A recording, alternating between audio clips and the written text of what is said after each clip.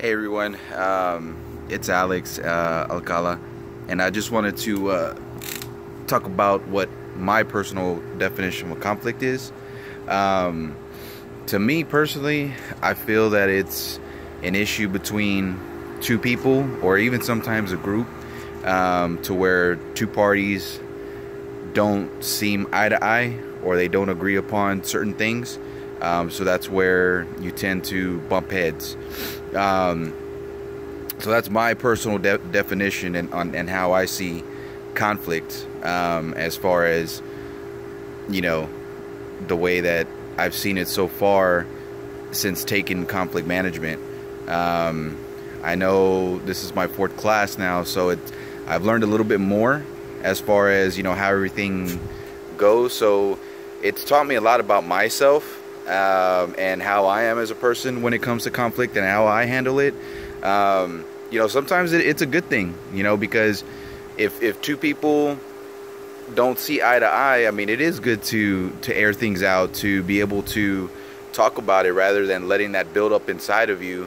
Because if you don't get it off of your chest, if you don't get something off of your chest, it could just ruin that relationship further between you and that other person. Me and my wife, we don't see eye to eye on certain things at times, but if it wasn't for that conflict, then we talk about it. We air things out.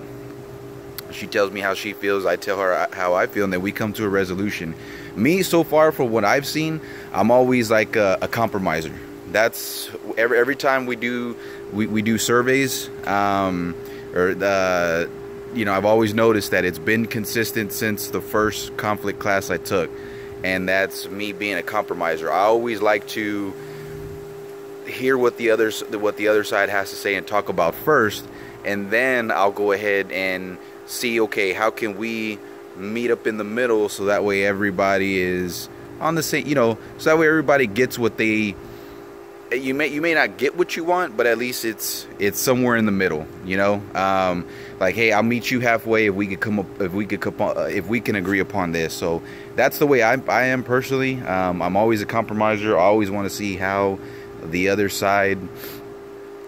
party thinks, and I always like to hear too as well, like, hey, what's on your mind, what's going on, before jumping to conclusions and making rational decisions. So I think conflict's a good thing. I think it's good to air things out, tell people how you feel, and it definitely gets you to where, from point A to point B, from what you want to do and what you want to accomplish. So that's how I feel conflict. My personal definition, again, is two people or a group of parties not seeing eye to eye, and then seeing if there's ways that they can meet in the middle to get things done.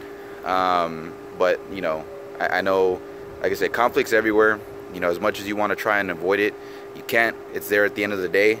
But it is a good thing, and it's there for us to be able to identify and try and overcome it. That way we can build stronger relationships in the future and learn from those experiences, if we find ourselves in a similar situation again. So again, that's my quick video on my personal definition of conflict and how I see things. So I look forward to working with you guys in the remainder of the next 6 weeks. Thank you. Bye.